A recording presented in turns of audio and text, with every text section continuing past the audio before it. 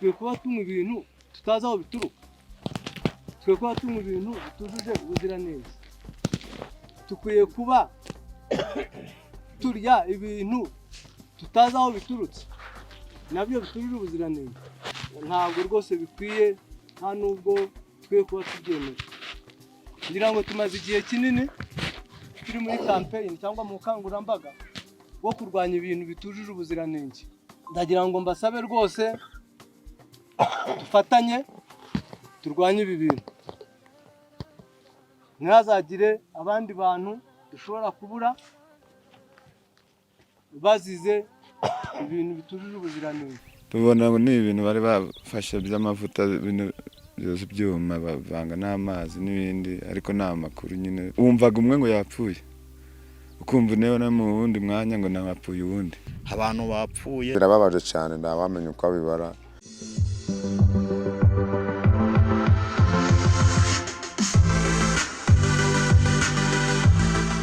Ntabwo tuzi ngo tube twabihamya kuko ntabwo umuntu yari ahari, ariko urumva n'ibyo bavuga ni ibintu bari banyoye gusa, nuko nibwo twagiye tubabura. Abari bavandimwe mwarumenye gute, byagenze gute? Twarumenye turubikiwe n'umushumba wasanze nyine yapfiriye hariya, aba ari we ubikira abaturanyi nyine, baza gushakisha ba nyirawe, bari tuza kumenya amakuru ye baduhamagaye kuri telefone. Tugarutse ku kuba hari ibyo bari banyoye, mwamenye ibyo banyoye cyangwa se naho bayinywereye? Ntabyo, kuko muri bose ntawe babifatanye ngo basanga bifite, kereka kumva amakuru ngo yari kwa runaka, yari kwa runaka gutyo. Kwa runaka bavugaga ntabwo tubona ni ibintu bari bafashe by'amavuta, ibintu byose byuma bavanga n'amazi n'ibindi, ariko nta makuru nyine babaduha n'abagenzi babo b'abashumba. Mu makuru dufite hari umwe wabuze ubuzima ejo, hari undi nabwo arakurikiraho na nyuma y'undi, ndetse na saa 8 z'ijoro ku bitaro hari indi wabuze ubuzima, ndetse harimo n'abavukana. Bose banyoye ku bintu bimwe, bimeze utese ubundi abo bantu bo nibyo ko sinzi urupfu rwabo rwo, sinzi, gusa nuko wumvaga umwe ngo yapfuye, ukumva newe na mu wundi mwanya ngo napfuye uwundi, ariko urupfu rwabo gusa nimba bari kumwe ntabwo natwe turakurikirana amakuru nk'aba nyiri umuntu. Ubwo natwe mbese turi gushakisha amakuru yuzuye ngo tumenye umuntu wacu ngo yishwe, ndetse nawe yapfuye urupfu rumwe n'abo ngabo. Abo njye maze kumenya bapfuye ni 6. hari abafatanya amasano? Barahari. Amasano afatanya amazati? Umubyeyi n'umwana. Umwana we mbese ubwo gusa nuko bose ari abapapa ari bakuru. Wamenye bapfuye ninde nande, amasano afatanya n'aya? Amasano nuko n'umushyira ni umwana na se gusa, ariko ntabwo amaze nabi nazi. Kuba ikintu cyabaye muri ako gace, urumva ntabwo tuzi aho bihuriye, kugira ngo runaka yapfuye, undi yapfuye, ese ibi bintu mwabyakiriye gute muri ako gace? Aya ni inkuru y'incamugongo, urumva ntabwo ari ibintu, haba ari n'ibyo bintu byanyowe, birakenewe ubukangurambaga mu baturage. Hari abavuga yuko ari kanyanga, ese koko niyo? Kanyanga yo ntabwo naramya ko nta hantu nzi bacuruza kanyanga, nimba ari iyo bivumburiye. Naho ahantu ahubwo ikibazo nanjye gasante ndakaza, ariko abantu nahebewe. Nibyo bavuze numvaga nazo ari inkuru gusa. Ni izina ry'igifaransa babyitaga nyine ngo irindi zina tubu bakoreshaga nyine ngo zoza ibyuma. Umvaga ngo bavanga ibikire ni amazi n'ibyo bintu nyine ubwo niyo bakozemo iyo nzoga banyoye buriya. Ibikindi biki? Nubwo ni amazi n'ibyo nyine ndi kuyoberwa byo by'inzoga nyine ahubwo nyine bihanagura ibyuma. Hanyuma se manza ritsinera ahubwo. Tubwire niba hari nk'umwamenyi warwaye uburyo yafashwe akarinda avuye mu mwuka, ndahari niba hari uwo wakurikiranye. Yangiye kubera yuko nturuka muri Rubavu, ngo njye amakuru namenye naranyamenye nimugoroba, ariko umuvandimwe wanjye kugira nze kuyamenya namenye nka saa 3. Kuva saa 3 nyine bampamagara yuko basanze umuvandimwe wanjye yapfiriye mu kiraro. Kuva saa 3 rero kuva namugera nta handi hantu nagira ngo menye amakuru. hari batubwiye yuko yapfuye gute nyine ko abantu burya n'ukuntu yapfuye hari igihe bigaragaza kubisanisha bari kuvuga urumva nyine uturuka ku wapfuye ejo bundi gutyo bakavuga ati runo rupfu rushobora kuba rufitanye isano. umuntu wabonye ku murambo ndavuga wabonye nyine ko hari ukuntu umuntu avuga ati nabonye umuntu yapfuye wenda yavuye amaraso ahantu runaka. Muvandimwe wanjye nta maraso yavuye uretse ayavuye mu mazuru, ahandi hantu yavuye amaraso. hari abagiye bajyanwa mu bitaro, turajya mudusobanurire ku bitaro baye mwagiragayo bikagenda ute? Ku bitaro njye nakubwiye ko njye nturuka muri Rubavu, ntago nagezeyo. dusoza utubwire kuba aba bantu nawe ufite amakuru ko bishwe n'ibyo bintu bavangavanga, numva leta yakora iki ku bijyanye n'inzoga z'inkorano zikomeje no kwica abantu? Yagakwiye gushyiramo imbaraga n'abaturage ukwabo mu nama n'umutogoro tw'ababyeyi bakagira ubukangurambaga, n'abashumba cyane cyane nako basebuja bakazajya bategura n'ikintu kigenzura, bakagenzura abashumba kare nimba koko ari umusinzi utandukanye n'uko umuntu agakwiye kubanywa, bakagira uburyo nabo bajya bashyiramo ubukangurambaga. Nitwa Nteziri Theogene, kazira kanje bagita Meya. Ngiye ntuye muri Hanika. Inama rero mukuyemo? Inama dukuyemo ni ukwirinda biriya biyobyabwenge n'ababifite tukabaranga aho bari tukabigwanya mbega ubutongera kubinywa. Ariko se koko barabinyoye? ibiyobyabwenge cyane. Barabinyoye? Si kanyanga se barayinyoye nyine, none ze bapfuye batarayinyoye. Bayinyoye he? Bayinyoye mu bazicuruza.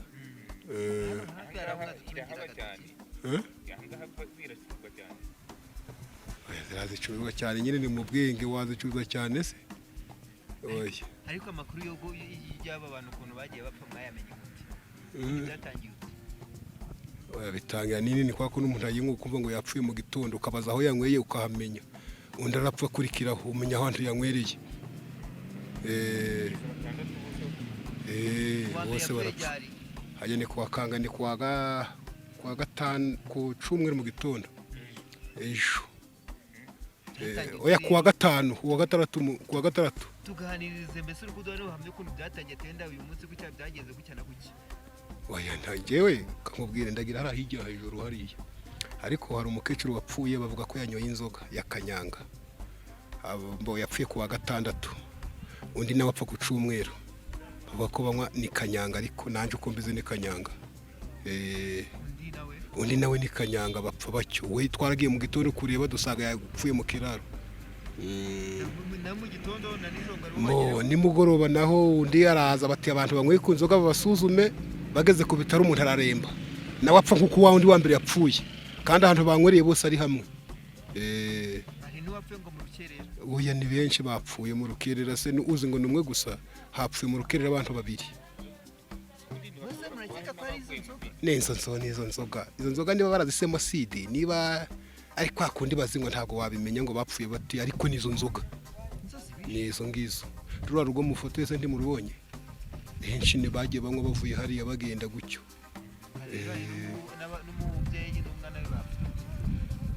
Umubyeyi n'umwana we ni umusaza ni yitwa Mberabagabo, yapfuye ni hariya hepfo y'inzu mu foto ye. N'umugabo ahubwo ni warabubatse afite yasize imfubyi z'abana batoya n'umugabo nawe. Rero abayobozi baraje n'inzego z'umutekano, ni isomo mukuyemo? Isomo dukuyemo ni ukuvuga ngo iramuka yinjira mu gihugu tumenyesha ubuyobozi. Katwe niba tugiye kunywa mu kabari tugasanga iyo nzoga irimo, tugomba guhamagara nka mutekano tukavuga ati twabonye inzoga hano tutazi. Iyo tutazi ubundi byatewe n'iki kugira ngo yaracuruzwaga mubizi ariko ni oya none se twebwe bamwe waje gutangaza ngo kwa naka bacuza iyi nzoga, uragenda iyo guze bakaguha kakandi kaje ukakanywa. Hari ibindi se waje kwiri guhamagara ngo bari kwicuruza, mumenye abandi ako bari we uragenda akabwate kano kantu kameze gutya nawe ukanywa nyine. Atariwe na kariro. Awarimo kariro nyine, naze wakareka kuka na kariro nyine. Mushaka kariro. Wayakarira cyane bira ntago mbinywaga ngewe. Narabiretse ngewe. Nyine bari abantu bakanywa karabatwitse, ariko nje ntabwo iranayinywa. Ati rero namara yose kuri uyu musozi wose. Ubwo nuko. Ariko bira bintu ari bishoboka. Nje bari abantu bicuruza. ibaza abantu barindwi bapfuye mu mudugudu umwe wana reba nka hepfo mu rusisiro ubwo twabara nk'abantu 3 bapfuye undi wa kane ari mu bitaro ntago tuzi niba arakira ntago byari bisanzwe zirakarishe zaje ari umuriro none ubundi ko zitabicaga none zaje ari igitagaza ari umuriro go kubatwika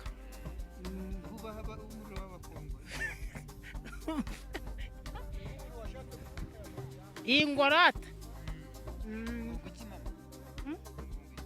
zaje ari inzoga zo kubakuraho ni umugome ni ukuri done simbitekereza kuko umuntu waje si nko kurimbura abantu ni umugome ni inkuru ibabaje cyane iteye agahinda kuko ibintu nabonye bidasanzwe ibidasanzwe wabonye ni ibiki byo kubona umuntu wapfa ngo yasomye ku kantu ngikinguye amakuru twe twumva nuko ngo inzoga basomyeho barizo bari bikoreye wowe wabyumvishe gute amakuru numvishe nuko ngo basomye ku nzoga ngo niba ari za kanyanga ibiyoga by'ibikorano gutyo yacururizwaga hehe numvishe kuvuga ngo ni muri aha hepfo niho bazinywereye ndo namenya ko niho ndamenya ahantu baba barazinywereye ni muhe mudugudu mu mudugudu wa Mubasango hepfo umudugudu Mubasango umudugudu wa Sango akagari ni Rusha niho banywereye abo bantu bose none abo wamenye ko babuze ubuzima bangana gute ni bangahe abo nzi amazina yabo wenda yo kurangamuntu sinamenya ukuntu yitwa harimo Rukundo hakabamo umusaza witwa Rugendo hakabamo umukecuru witwa nyina wa Tiyeri mbega irindi zina genda handi kubyibuka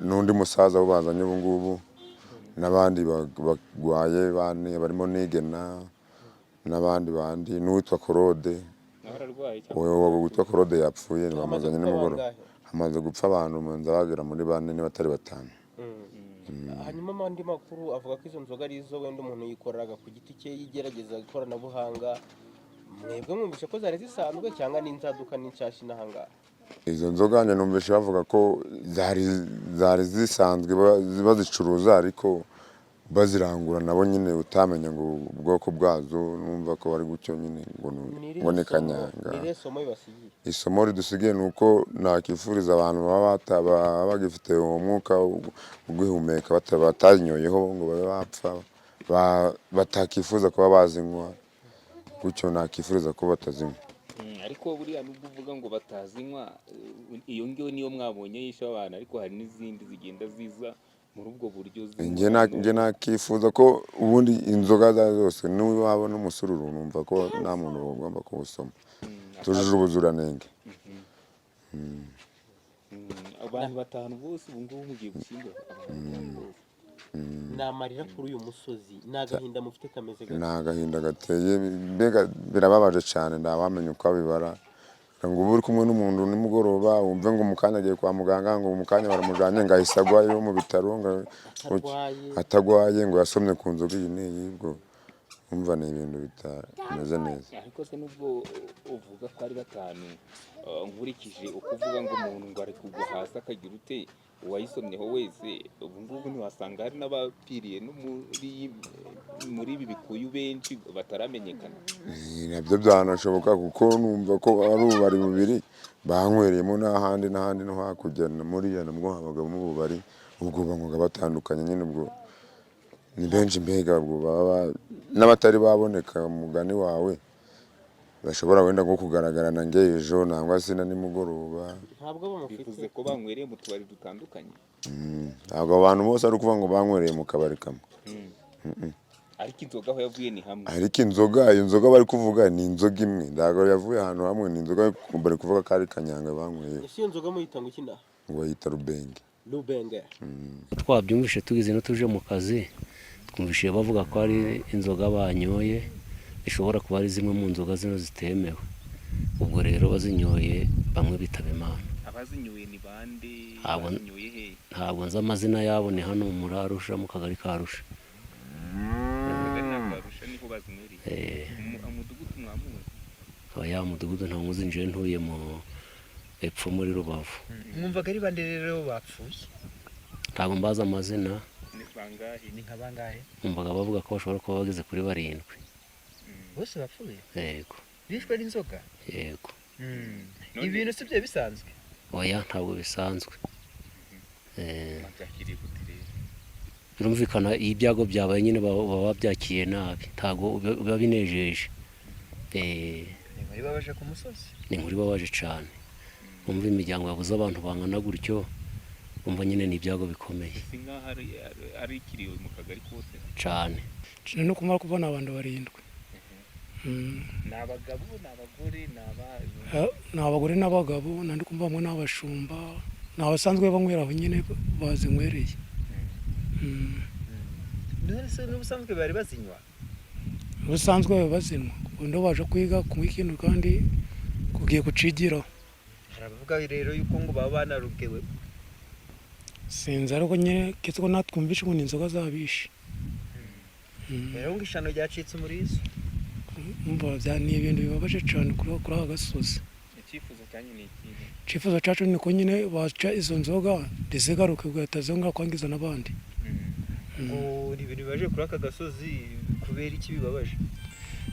Impamvu bibabaje nyine uko twabuze abantu benshi. Ese aho bazinywereye murahazi? Bazinywereye ahantu bita muri Arusha. Ni mu mwe mudugudu? Mudugudu ndabunguza uko ndibuka abana. Rero tubwira ukuntu byagendaga rero bafatwaga gute kugeza ubwo bigeraho bashyira mu mwuka? Nyine numva ko njewe ko nabyumvishe ari umushumba gipfa bwa mbere bavuze ati ko bamusanganye icupa rya kanyanga aryamye yasinziye. Kabiri nyine abandi bagiye barabajana ku bitaro, bakagwa ku bitaro, kumva ko hari n'undi basanze hejuru mu musozi aho yapfuye nguko. None se aho hantu banywereye n'imbaraga bari urugo bamugani basanga mu misozi hose huzuye imirambo y'abantu banywereye? Nyine kubera nyine ukabara kakira abantu benshi tubamenya ngo bapfe nabanga niki nanukomeza bagashishoza bakareba hirya no hino. Baseka kuba barenza abangaba? Nasikanyweraga abantu benshi. Wowe wigeze ukanyweramo? Oya. Ariko se kanyanga ituruka? Kenshi nake ikunda guturuka iyo muri Kongo na za Uganda. Sibe dusigiye nakubwiye ngo ni gufata ingamba, tugufata umwanzuro. Wumvisha ko bapfuye bari babishwe n'iki? Haravuga ngo bari bikoreye kanyanga bwabo. Ubu ntamakuru wumvisha ameze gute? Ntatwo turi kubyumva, tuvuga ko ari kanyanga banyweye ikaba yabishe. Ariko ntabwo tuzi amakuru neza kuko tutari turi kumwe. Nta makuru dufite. Hari igenda bishwe n'indi ndwara kuko indwara zihari ziri hakurya, uzi ko Ebola yateye. Hagiye wenda ariyo yabageze ahangaha. Ntabwo twamenya rero ko ari kanyanga yabishe, ntabwo twafata amakuru ngo tumenye ko ari kanyanga yabishe. Ntabwo tubizi pe. Wowe uzi bapfuye ni nka bangahe? Ndi kumva ari 6. Hari abo mwari muziranye se? Turazira, bose turaziranye. Bose bapfuye? Bose bapfuye. Kuri uyu musozi? Kuri uyu musozi dutuyeho. Amarira n'agahinda biri kuri uyu musozi wabisobanura ute niba hapfuyemo abantu barenga 6? Nta marira, ni marira nawe ni menshi. Twarize twihanaguye. Igikuba cyagwiriye umusozi wose kuko abo ndi kuvuga tutuye umudugudu umwe.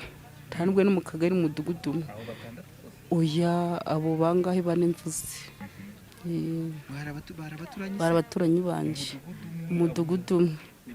Ariko barasamara yose mu mudugudu ra? Sasamana amarira nawe ni menshi nawe uri kubyumva. Amarira ni menshi, reba amarira ni menshi mu mudugudu. Twatewe n'iki?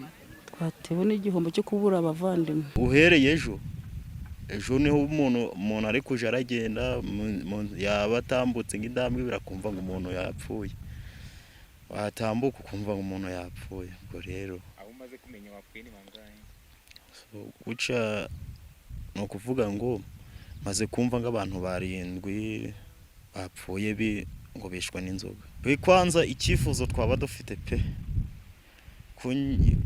icyifuzo twaba dufite ni ukuvuga ngo aba bantu bapima inzoga, ikintu cy'ibanze bakagombye kumenya ni ukumenya yuko inzoga byibuze niba unagiye kuyinywa ugomba kumenya ngo mbese inzoga ugiye kunywa ni ubuzima uri kwishyiramo ntabwo uri kwishyira mu kaga.